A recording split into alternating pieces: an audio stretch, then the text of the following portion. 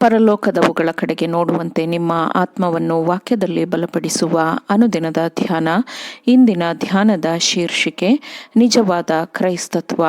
ಈ ದಿನದ ಸತ್ಯವೇದದ ವಾಕ್ಯ: ನಾನು ಮನುಷ್ಯರ ಭಾಷೆಗಳನ್ನು ದೇವದೂತರ ಭಾಷೆಗಳನ್ನು ಆಡುವವನಾದರೂ ಪ್ರೀತಿ ಇಲ್ಲದವನಾಗಿದ್ದರೆ ನಾದ ಕೊಡುವ ಕಂಚು ಗಣಗಣಿಸುವ ತಾಳವೂ ಆಗಿದ್ದೇನೆ. 1 ಕೊರಿಂಥದವರಿಗೆ 13ನೇ ಅಧ್ಯಾಯ 1ನೇ ವಚನ. ಲೋಕದಲ್ಲಿ ನಕಲಿಯಾದ ಕ್ರೈಸ್ತ ಧರ್ಮ ಮತ್ತು ನಿಜವಾದ ಕ್ರೈಸ್ತ ಧರ್ಮ ಇವೆರಡೂ ಇದೆ. ಒಬ್ಬನು ತನ್ನ ಜೊತೆ ಮನುಷ್ಯನೊಂದಿಗೆ ವ್ಯವಹರಿಸುವ ವಿಧಾನದಿಂದ ಆ ಮನುಷ್ಯನ ನಿಜವಾದ ಗುಣಸ್ವಭಾವದ ಚೈತನ್ಯವು ವ್ಯಕ್ತವಾಗುತ್ತದೆ.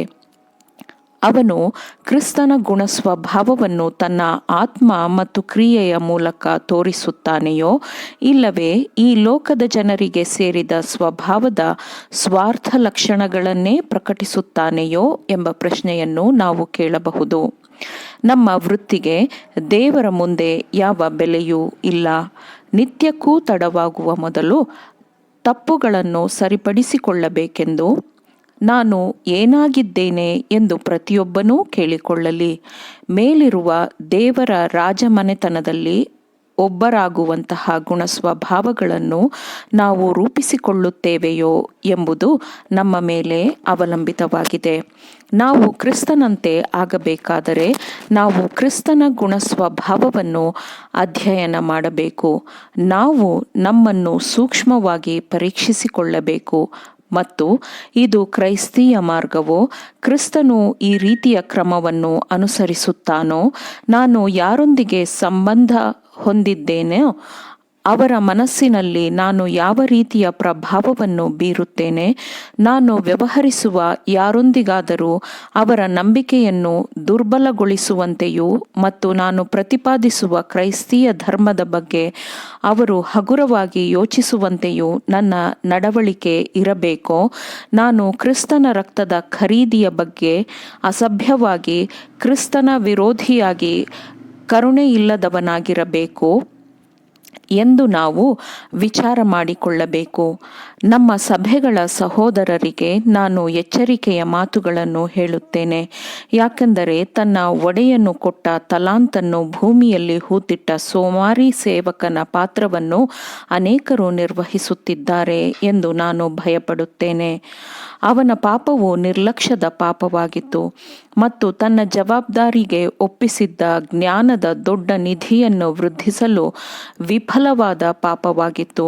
ಲೋಕವನ್ನು ಬೆಳಗಿಸುವಂತಹ ಅಮೂಲ್ಯವಾದ ಬೆಳಕನ್ನು ದೇವರು ತನ್ನ ಮಕ್ಕಳಿಗೆ ನೀಡಿದ್ದಾನೆ ಮತ್ತು ಅದನ್ನು ಅನೇಕರು ಅಸಡ್ಡೆಯಿಂದ ನೋಡುತ್ತಿರುವುದಲ್ಲದೆ ಪರಲೋಕದ ಈ ಉಡುಗೊರೆಯು ಕಡಿಮೆ ಪ್ರಾಮುಖ್ಯತೆಯನ್ನು ಹೊಂದಿದೆ ಎಂಬಂತೆ ವರ್ತಿಸುತ್ತಿದ್ದಾರಲ್ಲವೇ?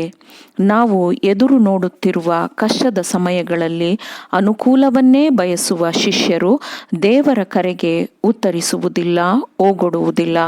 ಕ್ರಿಸ್ತನ ಮಾತುಗಳನ್ನು ಕೇಳುವುದು ಮಾತ್ರವಲ್ಲದೆ ಆ ಮಾತುಗಳಂತೆ ನಡೆಯುವವರು ಸಕ್ರಿಯ ಶಿಷ್ಯರಾಗಿರುತ್ತಾರೆ.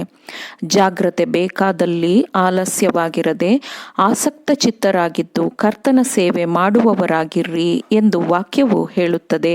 ಕೆಳಗಿನಿಂದ ಬರುವ ಕೀಳಾದ ಹೊಸ ಬಲವು ಸೈತಾನನ ಇಡೀ ಸಭಾಮಂದಿರವನ್ನು ತುಂಬುತ್ತದೆ ಮತ್ತು ಪರಲೋಕದಿಂದ ಇಳಿಯುವ ಹೊಸ ಜೀವನವು ಪರಿಶುದ್ಧರಾಗಿ ನಿಷ್ಠರಾಗಿ ದೇವರ ಕೆಲಸಗಳನ್ನು ಮಾಡಲು ಪ್ರಯತ್ನಿಸುತ್ತಿರುವ ಪ್ರತಿಯೊಬ್ಬ ಮಾನವ ಕಾರ್ಯಭಾರಿಯನ್ನು ಆವರಿಸುತ್ತದೆ. ದೇವರ ವಾಕ್ಯವನ್ನು, ದೇವರ ತತ್ವಗಳನ್ನು, ವಾಕ್ಯದ ತತ್ವಗಳನ್ನು ಸಾರುತ್ತಿರುವವರು ನಂಬಿಕೆಯೊಂದಿಗೆ ಶ್ರದ್ಧೆಯ ಪ್ರಾರ್ಥನೆಯನ್ನೂ ಸೇರಿಸಿಕೊಳ್ಳಲಿ ಮತ್ತು ದೇವರ ಲಿಖಿತವಾದ ವಾಕ್ಯದಿಂದ ಬರುವ ಪ್ರತಿಯೊಂದು ಬೆಳಕಿನ ಕಿರಣವನ್ನು ಅವರು ಬಳಸಿಕೊಳ್ಳಬೇಕು. ಕೊಡಲ್ಪಟ್ಟ ಪ್ರತಿಯೊಂದು ಸಾಮರ್ಥ್ಯಗಳನ್ನು ಬಳಸಿಕೊಳ್ಳಬೇಕು ಎಂದು ದೇವರ ಧ್ವನಿಯು ಪರಲೋಕದಿಂದ ಕರೆ ಕೊಡುತ್ತಿದೆ. ಕೊಡಲ್ಪಟ್ಟ ತಲಾಂತುಗಳನ್ನು ಅದರ ಪೂರ್ಣ ಪ್ರಮಾಣಕ್ಕೂ ಬಳಸಿಕೊಳ್ಳಬೇಕೆಂದು ಪರಲೋಕದ ಧ್ವನಿಯು ಕರೆ ಕೊಡುತ್ತಿದೆ. ಆಮೇನ್. ದೇವರ ವಾಕ್ಯಗಳನ್ನು ಶ್ರದ್ಧೆಯಿಂದ ಆಲಿಸುವವರು ಮಾತ್ರವೇ ಆಗಿರದೆ ಪಾಲಿಸುವವರು ಆಗಬೇಕೆಂದು ನಿಮ್ಮನ್ನು ಉತ್ತೇಜಿಸುತ್ತೇನೆ.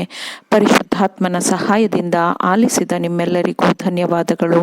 ಮತ್ತೆ ದೈನಂದಿನ ಧ್ಯಾನಕ್ಕಾಗಿ ನಾಳೆ ಸಂಧಿಸೋಣ. ಆಮೇನ್.